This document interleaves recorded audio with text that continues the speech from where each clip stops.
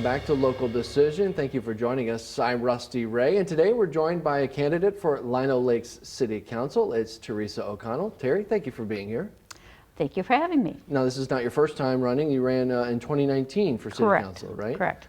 And then I also ran in 2020 when that one seat was open for 1 year, right? And in that experience, you told us that you heard from people. You talked to people. Did you knock on doors, or did you appear at other forums and things, or what? I knocked on doors a lot. I also had mailers when I didn't get anyone and put it right into, I shouldn't say mailers, a sheet of paper telling everything about me and put it in their door if they weren't home. And I did go through over 1,000 of those. So I got to a lot of places I could get to, but yes, I was trying to reach out to people. Yes. It seems strange even now to think about knocking on random people's doors, but that's where we were, and here we are now. But you did hear from people. What did you learn from your neighbors or other people in Lino Lakes that maybe you didn't before in that process? Because I don't have any children, I was amazed people are talking to me about the parks. Everywhere. They're concerned about parks. One person was upset about one being done in where she called close to Centerville. So only the Centerville people would be able to use it. And then a lot were concerned in a new development right off of Main and Sunset, that it's a large development and they have land set aside, but yet there's nothing done to the land and nothing built, and they haven't heard anything. And so this is why, and those were two examples of things. A third one I can give you, which is different. He wanted to know, this guy, he says, you know, there's that wonderful Wargo Nature Center, but we have no way of getting to it unless we cross Birch Street, I think it is. And he says, you know, that's the hard part. He said, you know, if we can get across there, can they do anything about that? I go, I don't know, I'll ask you. So, yeah. Well, and the county has made some changes to Birch by the school, obviously, that just reopened. Right. This was up farther. Up by Centerville, maybe? Closer to Centerville, yes, okay. yes.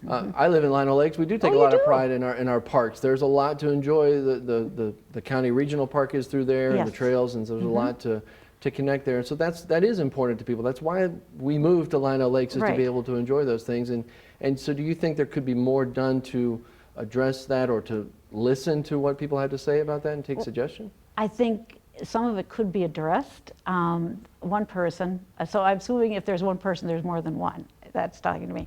This is, I think it's called Country Park. It's right by the school, right? Where we're talking about Birch Street, right roundabout. She said, you know, it's really nice, because she obviously has spoken to the city about this, that they've got all this wonderful playground equipment over by the school. However, my kids don't go to morning extended daycare or evening, so we really can only use it on weekends. She goes, and I've got kids that aren't, she had littler kids that aren't in school. She says, but there's nothing at the park. I mean, it's a nice area, but there's nothing there for them. And she said, it'd be nice if there was something. And yes, I do think maybe not every, because I do understand, you know, that extended daycare is very important, but maybe some of the equipment could have been across the street. Not all, some, you know, and yes. You do have experience at City Hall with the Environmental Board, is that correct? Correct, yes. Tell me more about that and what that afforded you an opportunity to learn more about in that process. Well, I learned a lot while I was on the Environmental Board, because that is when the Target Center was going through the whole process. And so how we did it on the Environmental Board, Marty Asleason was the gentleman working for the city at the time. He's since retired. We took different things. Mine happened to be the boring samples, and it's a good thing. I mean, it's boring, but yet it's boring. That's right. A friend's actually husband is an engineer, and he explained a lot about boring samples and reading what the people, he said some of those things are really big warning signs. He said, if they're directly telling you in their report, we can make this happen, but if you can find another spot, do it, because it was built primarily on a swamp. And so they have had some issues in the parking area. I don't believe they have any issues in the buildings that they've taken care of a few times. But yes, that's the biggie. Learning what lies beneath all this development is important. And, and the city, speaking of development, the city really has grown, obviously, residential growth in the areas that it can be because of the lakes and the parklands and the reserve. How do you think Lino Lakes, in the, was it 27 years you've lived in Lino Lakes, something like that?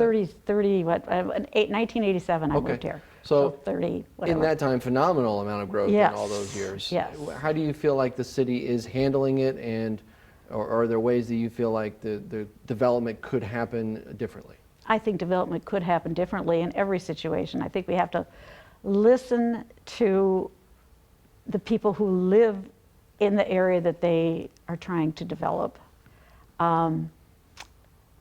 One incident, which I actually put in my website, is the fact that somebody came in and was saying, I said, well, what is, this is on the environmental board, well, what is this here? And he goes, oh, it's a 60s Rambler. You know, nobody wants to live in one of those. Well, the majority of us on the board were living, I mean, there were some that were, but they were living in, I'm in a 1947 house. So, you know, they got rid of it. Whereas I'm thinking we're striving to make more affordable housing and not low income, first-time home buyers and things like that. And we do have a policy replacing trees. You cannot take down gigantic trees in Lino without doing compensation. And I would like to see something like that done as far as the affordable homes. If you're going to demolish them, you know, developers should be able to do, you know, but at the same time, okay, you're taking that one down, let's put something similar or move it to another location or whatever you want to do. But it doesn't, we're starting to look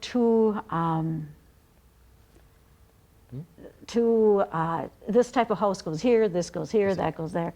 I have a friend who, they bought this house in Minnetonka, this is years ago now, and she kept telling her husband, no, no, I want what Terry has, I want what Terry has.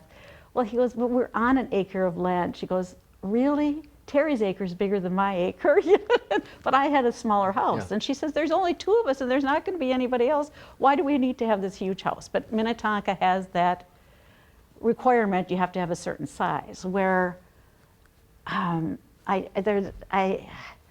mother-in-law loved her, this is in Woodbury now, her townhome. It was not attached to whatever, it's a separate townhome, right on a golf course. She absolutely loved it. And I don't think there's anything wrong with having townhomes next or near regular homes.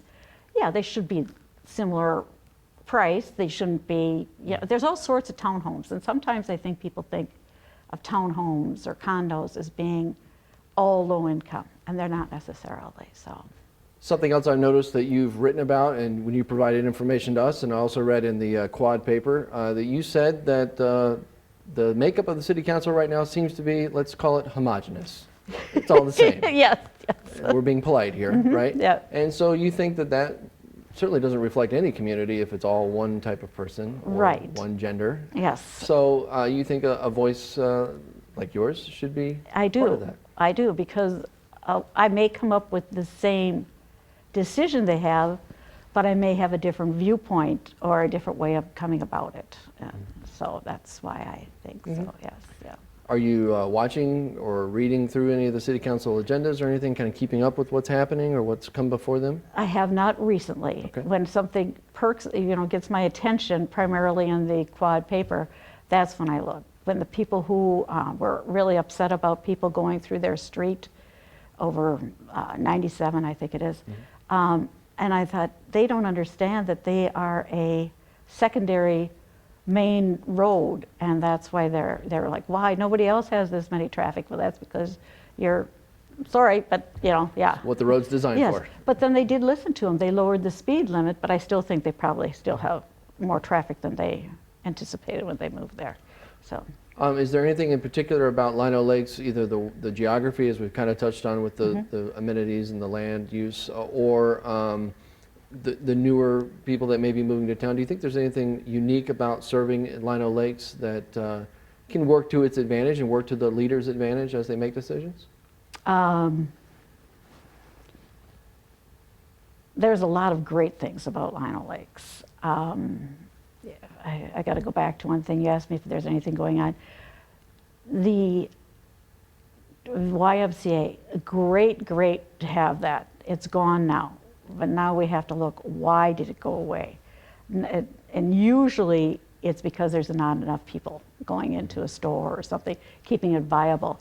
So trying to get and keep things for the community, I think is utmost important for the future people coming in, that it is like, okay, we are going to have a park, and maybe for this group of people who are in a high density area, give them a date or something to go by that they'll know that it's coming.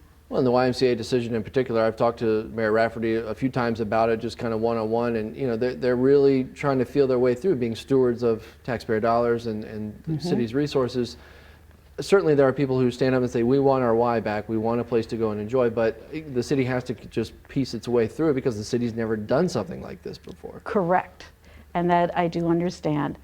I just feel, and I've written about this, I feel that we are not drawing attention to the commuters who are sitting on 35W, and they do sit on 35E, but I think more on 35W. Hey, when the Y was here, why not go to the Y a half hour? I'll be honest with you, I didn't go to the Y because I was always driving around, and my commute, the office that I worked out of was in St. Louis Park. So I would get stuck at 694 by Moore Lake, so I would go to the Lifetime Fitness. I was not going to sit in traffic when I could be getting out and I could go for a swim or something, whatever I wanted to do. So marketing may be available in that on those regard. billboards. Sure. I think those billboards would have been ideal. I mean, hindsight is always good, but I think we're still going to have to do that. I think that's, you know, but knowing how to get it up and running again is going to be hard because, you know, the Y, that's what they did. Sure. You know, Sure. city, no, that isn't what they do, what we do. That's right. So, yeah. Speaking of your business background, you wrote also in our information at northmetrotv.com that you want the city to do more to reach out to its existing businesses. Yes. Not just attracting new businesses. Sure, a lot of people would like to see another Starbucks or a restaurant come up again, but the businesses that are already here, from the light industrial all the way to the mom and pop type of businesses, what kinds of things do you think the city or other organizations can do to support those and foster their developments? Again, the billboards I think are a key, but I think it has to be in conjunction with the businesses to draw attention to the fact that, hey, we do have a Target, we do have a Kohl's, we've got this right here, you can get it.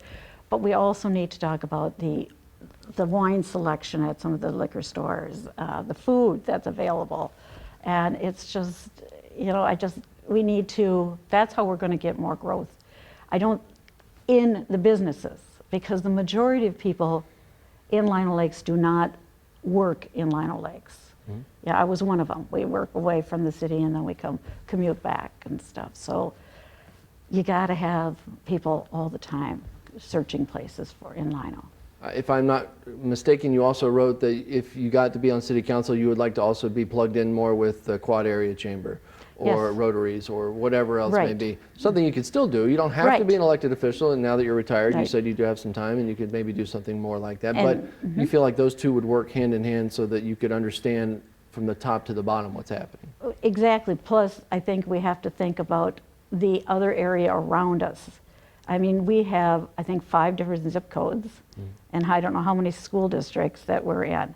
And so we are part of all the other communities. We're not just Lino Lakes. We have to think of Blaine. We have to think of Centerville, especially Centerville. They're right in the middle of things.